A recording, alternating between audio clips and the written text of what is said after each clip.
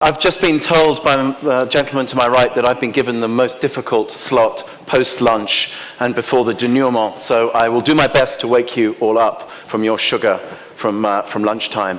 I would say I've never been introduced by a Miss World before, and in the spirit of this morning, that was a wow moment, and frankly, one I could get used to.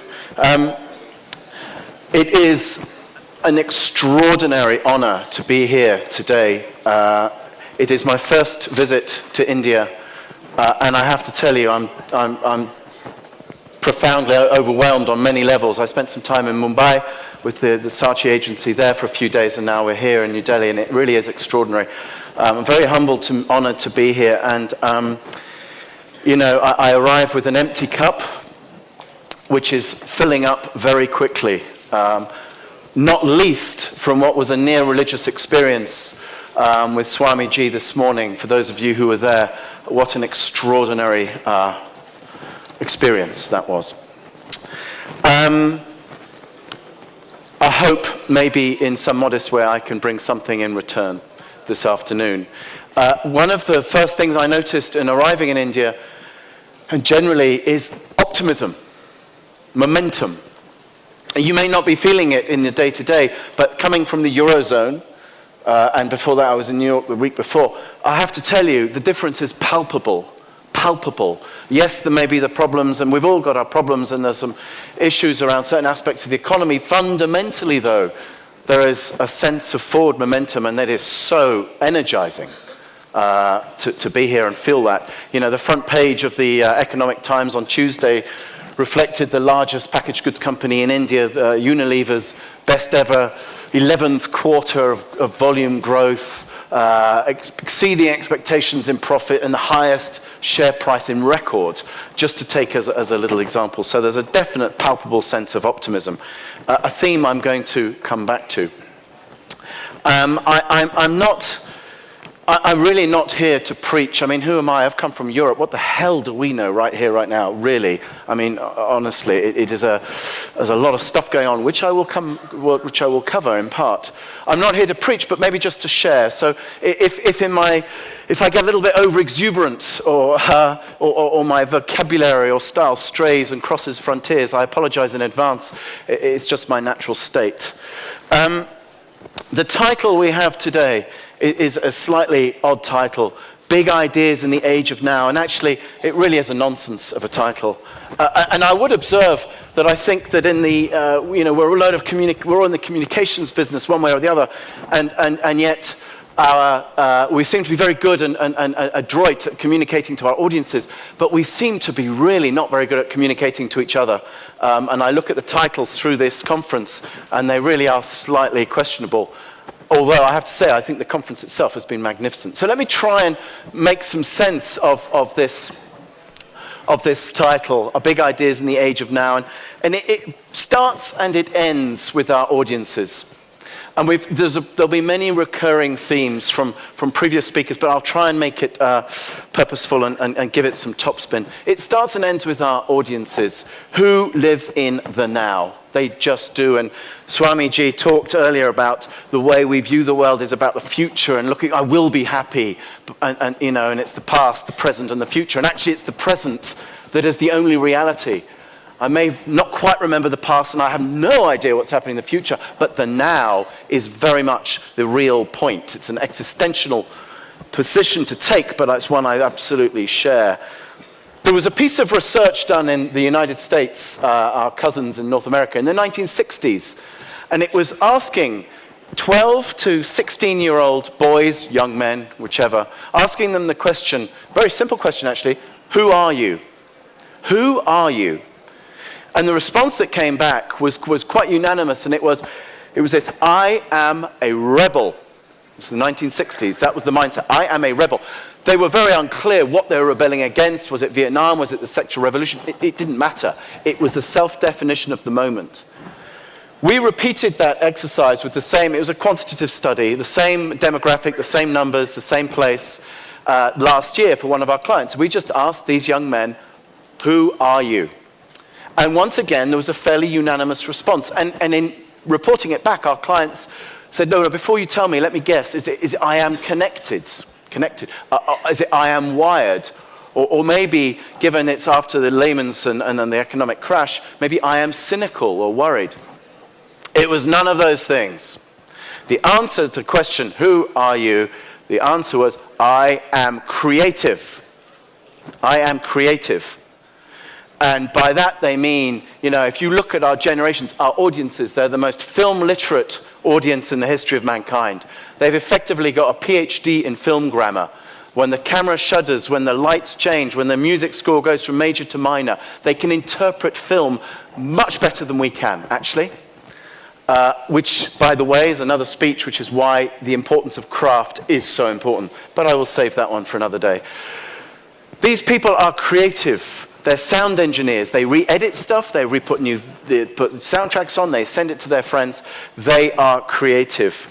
And it happens incredibly quickly. Chris Thomas from BBDO yesterday, talking about acts or ads, which I will refer to later, showed a picture of his son, Peter, watching Tottenham Hotspur play football, for those of you who were there. The point being, he was multitasking. He had at least 3 gadgets going at one time. It was the middle of the night, talking to his friends. He's a screenager. He is creative. He is of that generation. And the implication for marketing is we have a little revolution going on. And revolution starts with language, and the language that we used to covet was new. Is it new? Now with added vitamins, launching the new X. That was a thing. That was the paradigm that we're all chasing towards. And in today's world of now, new doesn't exist. In today's age of platforms all around us and all these guys and girls with their gadgets, new is maybe 2 minutes, 5 minutes a day, a week. It is actually quite disposable. New has been replaced by this notion of now, the age of now. Now with 200 million unemployed globally, now with a global population of 7 billion allegedly this week. I don't know how they counted. Now is the time of power to the people. We've got the Arab Spring. We have the demonstrations that started in Wall Street, went to the London Stock Exchange, and have gone way beyond since, and it's in the news. We have India against corruption, Lokpal. All of these moments of the people. It's the people coming together and actually exercising their power. It's almost democracy coming good. And it's palpable. And the difference here is the people demand action. And if there's one recurring theme for the next 30 minutes, 40 minutes or so, it's action as opposed to strategy. Ideally with, but action is the most important thing because everyone is living in the now. We have 4 billion screenagers who are always on. They're instantly demanding. We have, 4,000 tweets a second during the Super Bowl in the United States. We have Google launching Instant. We don't get much more now than that. Yesterday, Will at Contagious told us about Burberry. Do you remember the Burberry example where they had the catwalk, but through Twitter feed they were showing people the new line of clothes, of models before the catwalk saw it? That was the essence of now. That is what the people want, they need, and the smart brands are the ones who deliver it. So we have from now, an era of now from the new, to the age of now. We used to try and grab everyone's attention. Let's get their attention to sell our goods. Now we try and get them to participate, a subject that's been covered many times in the last few days. It was all about informing our audiences. Why would I inform an audience through creative ideas? I've got the web for that. They can get all the information they want there. That's not our role. Our role is to inspire our audiences. Inspire our audiences. We used to interrupt. Now, of course, we interact. We went from engagement to interaction, two-way communication. The ROI, says the finance director. What is the ROI? What's going to happen? You know what? I don't know what's going to happen. News just in. I don't know. I didn't know that the Greek government was going to put it to a referendum, and this deal that's been put together that was going to save the euro suddenly may not happen. I didn't know that, just as I don't know exactly how these ideas are going to have a return on investment. What I do know or believe is the ROI is the return on involvement. If I can involve my audiences in my ideas, I know that will return in some commercial form or other. I just cannot be precise in what. And anyone who pretends they can is pulling a massive card trick on you. We used to, in the age of new, local, let's do a little test market here, and let's try and split the variables and the fixed factors. Yeah, good luck. We live in a global economy. Everything is global now. We used to pump the markets, and pumping the markets rather presupposes that we're in control, that it's a control thing, and we're not in control. You know, Swami talked about, it is not my brain. It is not my brain. It is a creation of many generations before. This is not your brand, okay? The brand belongs to the users. We are just at the wheel. We are blessed to be at the wheel of these brands. What we do with it is up to us. We are not in control. We're not pumping markets. We're creating movements, right? We're creating movements with our people, our audiences. We're mobilizing them, if you like. To get behind our ideas. And our ideas, we basically, before we put them out, we ask three killer questions. The first is, do I want to see it again? And let's be honest, at least 90% of what we see, we never want to see again. And I think 90% is a very generous number. It really, honestly, it's amazing to me what we allow to go on air in the spirit of due diligence and strategy. Second question, do I want to share it?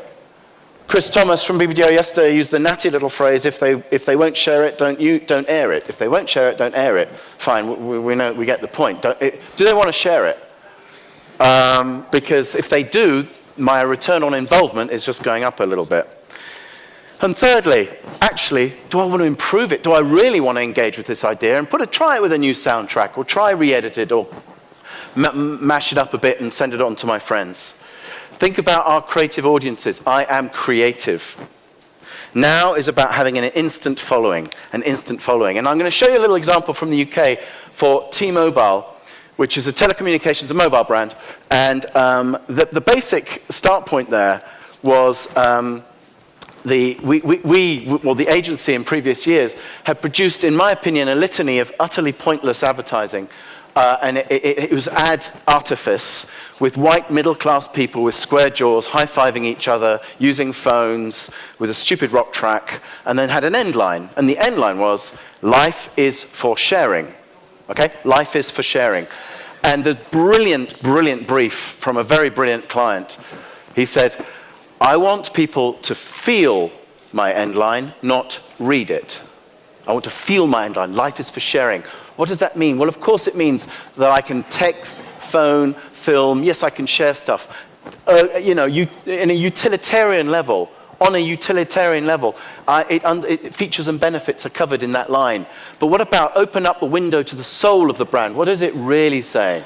It's saying the world is a better place when you share things. It has a deeper, I think what politicians call a meta-text, which is a dubious expression.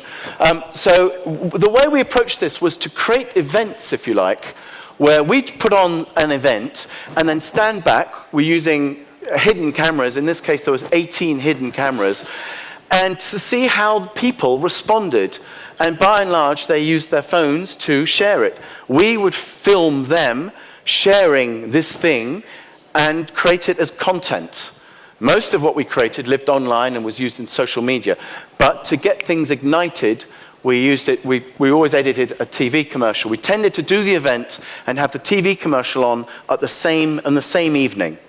So this is a 3-minute TV commercial that ran on 80 channels, the majority of them online platforms, once. It ran once.